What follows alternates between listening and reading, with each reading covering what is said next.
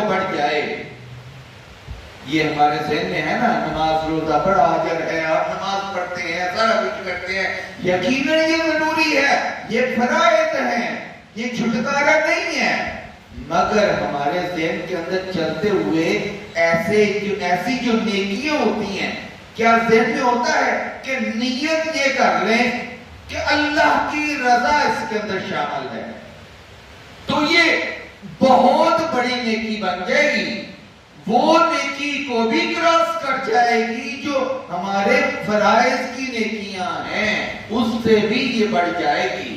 یہ تو خیال ہے، یہ ایک تصور تھا، یہ آپ کی ایک نیت تھی، اس نیت کی بنیاد کے اوپر اللہ نے اتنا بڑا اجر دے دیا. اب ہمارا سلسلہ آگے جو چلتا ہے، یہ میں نے تمہید تھوڑی سی بات دی ہے، آگے ہمارے دروس کے جو سلسلے شروع ہونے ہیں، جو چھوٹی چھوٹی نیکیاں. اب یہ میں نے چھوٹی کیوں کہا، یا کام کرتے ہوئے مجھے یہ چھوٹا کیوں لگا؟ یہ شیطان نے میرے ذہن کے اندر یہ بات ڈال دی ہے. اس نے کہا نماز پڑھنے سے تو اس نے باز نہیں آنا، میں نے بڑی کوشش کی ہے، روزہ رکھنے سے اس نے باز نہیں آنا، میں نے بڑی کوشش کی ہے، چل پھر ہوں چھوٹیاں چھوٹیاں نیکیاں نو حقیق جانا. اب وہ حقیق جانا شروع ہو گیا. وہ کہے نا، مگر اس کا رویہ بتاتا ہے کہ وہ اسے چھوٹا سا سمجھ کر کے اگنور کر دیتا ہے، نظر انداز کر دیتا ہے. یہ نظر انداز کرنا ہی تو اس کا حملہ ہے، یہ اس کا حملہ ہے. ہم اسے نظر انداز کرتے جاتے ہیں ان چھوٹی چھوٹی نیکیوں کے اوپر جو ہم خیال کرتے ہیں. اس کے اوپر ہماری گفتگو ہوگی. پہلا اس کا آج کا ہے مسکرانا. اس کے اوپر کتنے پیسے لگتے ہیں، کتنی محنت لگتی ہے.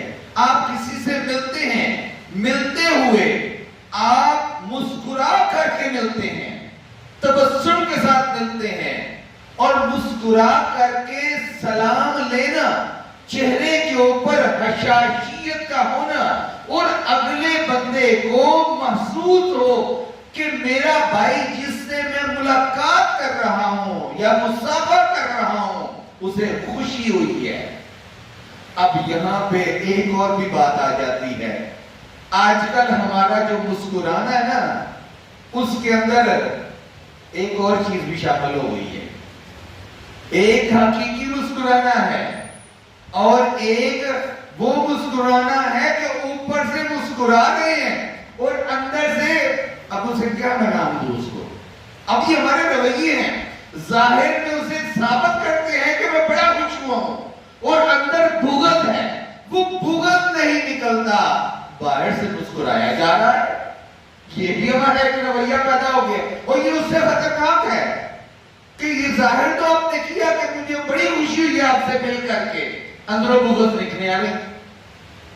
اب ایسی چیزوں کو بھی ذہن میں رکھنا، خالی مسکرانا نہیں ہے، اندر سے بغض کو بھی نکالنا ہے. وہ بغض نکلتا ہے، لیکن جب ہم نے اس بغض کے پودے کو پانی دینا شروع کر دیا، خود سے تانا و درخت بنانا شروع کر دیا، اس کی نشو و نما شروع کر دی، تو پھر مجھے وہ پودا نظر نہیں آئے گا جو بغض کا پودا ہے، جو میں نے اپنے اندر لگایا ہے. اوپر اوپر سے میں مسکرا کر کے ملتا ہوں، وہ مجھے نظر نہیں آتا، وہ بڑھتا رہتا ہے، نتیجہ خطرناک تک پہنچ جاتا ہے.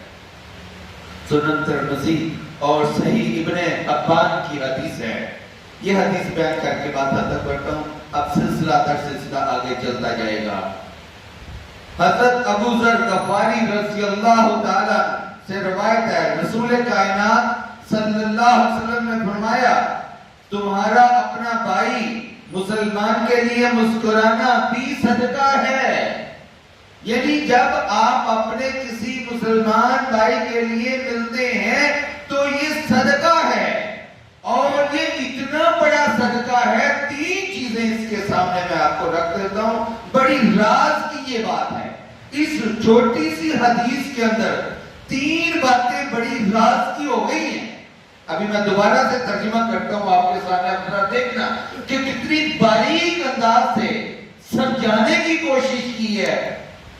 کاش کہ ہم سمجھ جائیں ان باتوں کو جو نبی صلی اللہ علیہ وسلم نے فی وجہی اخیک لک صدقہ، تمہارا اپنے بھائی کے لیے مسکرانا صدقہ ہے۔ اب اس کے اندر پہلی بات کیا ہوئی ہے؟ عبادت ہر جگہ پہ، مسجد میں آنا ہی عبادت نہیں ہے۔ آپ باہر اپنے بھائی کو ملے ہیں، مسکرا کے ملے ہیں، خوش ہو کے ملے ہیں، تو یہ بھی کیا ہے؟ عبادت ہے۔ تو عبادت مسجد سے باہر ہو گئی نا۔ آپ ہر جگہ پہ جو ہے نا اس کو استعمال کریں تو ہر جگہ ہی آپ کی عبادت گاہ بن جاتی ہے۔ مسجد ہی عبادت گاہ نہیں ہے، ہر وہ جگہ وہ عبادت گاہ ہے۔ آپ کا وہ کاروبار کا جو دکان ہے، فیکٹری ہے، جہاں جہاں بھی آپ کام کرتے ہیں این دین کے مطابق کرتے ہیں تو وہ عبادت ہے، وہ عبادت گاہ ہے جہاں پہ آپ بیٹھے ہیں۔ بظاہر تو وہ فیکٹری تھی لیکن وہ مقام مسجد کا مقام تو نہیں ہے، مگر وہ عبادت تو آپ کر رہے ہیں۔ حتیٰ کہ اگر انسان 5 وقت کی نماز پڑھتا ہے، ہاتھ زبان سے کسی کو تکلیف نہیں دیتا، تو یہ معمولی یہ کہنے کی باتیں ہیں نا۔ رات کو سو جاتا ہے، سویا ہوا ہونا بھی اس کی عبادت میں گنا جاتا ہے، اس کی عبادت ہے۔ وہ سویا ہے، کچھ بھی نہیں کر رہا، سوچ بھی نہیں رہا، اسے پتہ ہی نہیں ہے میں کہاں پہ ہوں، مگر وہ کس میں لکھا جا رہا ہے؟ عبادت میں لکھا جا رہا ہے۔ تو ہر جگہ پہ سلام لینا، مسکرانا کہیں بھی تو عبادت ہر جگہ پہ ہو گئی۔ اس کے بعد آ جاتا ہے دلوں کو جوڑنے کا بہترین ذریعہ ہے۔ جب آپ مسکرا کے ملتے ہیں، اچھے دل کے ساتھ ملتے ہیں، اچھی نیت کے ساتھ ملتے ہیں اور اللہ کی رضا کے لیے ملتے ہیں، یہ ذہن میں رکھنا ہے، اللہ کی رضا اس کے اندر شامل ہو جائے۔ اور یہ ذہن میں رکھیں کہ میرے نبی نے یہ حکم دیا ہے، میرا من مانے نہ مانے، میں نے یہ سے جو ہے نا اس سے ملنا ہے، اس کی ناراضگی کو ختم کرنا ہے۔ وہ نہ مانے، آپ اپنی طرف سے کوشش کرتے جائیں، میرے نبی کا حکم ہے۔ اس نیت کے ساتھ جب آپ ملتے ہیں تو وہ آپ کے دل جڑنے کے قریب ہو جاتے ہیں، مگر یہ ذہن میں رکھے کہ پہلے اپنے اندر بغض کا جو پودا لگایا تھا نظر اس کے اوپر پہلے رہے کہ میں اس پودے کو پانی تو نہیں دے رہا، میری نظر میں وہ پودا بھی رہے کہ اندر میں بغض پالا ہے، باہر میری مسکراہٹیں چل رہی ہیں، باہر میری ہنسیاں چل رہی ہیں، باہر میری بغل گیر ہو رہے ہیں۔ یہ بھی ہمارے رویوں میں سے رویہ ہے۔ دوسرا اس کا فائدہ یہ ہوتا ہے، اور تیسرا کیا ہے؟ خود کے لیے بھی علاج بن جاتا ہے۔ جب آپ کسی کے لیے مسکراتے ہیں تو کیا ہوتا ہے؟ آپ کا دل نرم پڑ جاتا ہے۔ نیت کر لیں، اللہ کی رضا جب شامل ہوتی ہے تو جو سخت دل لوگ ہیں نا وہ تجربہ کر کے دیکھ لیں، جن کے اندر برداشت نہیں ہوتی اور چڑچڑا پن جن کے اندر ہوتا ہے، وہ تجربہ کر کے دیکھ لیں، انہیں پتا چل جائے گا کہ اس حدیث کا انہیں فائدہ ہوا کہ نہیں ہوا۔ دل نرم ہو جاتا ہے، اس سے محبتیں بڑھ جاتی ہیں، قربتیں پیدا ہو جاتی ہیں، دوریاں ختم ہو جاتی ہیں، نفرتوں کی دیواریں گر جاتی ہیں۔ یہ کر کے تو دیکھیں، نیت پہلے ضروری ہے۔ نمبر 2، غصہ اور تکبر ختم ہو جاتا ہے۔ جب آپ ملتے ہیں، مسکرا کے ملتے ہیں، خوش ہو کے ملتے ہیں، اخلاق کے ساتھ ملتے ہیں تو تکبر جو ہے وہ ختم ہوتا ہے، اس کے اندر کمی آتی ہے۔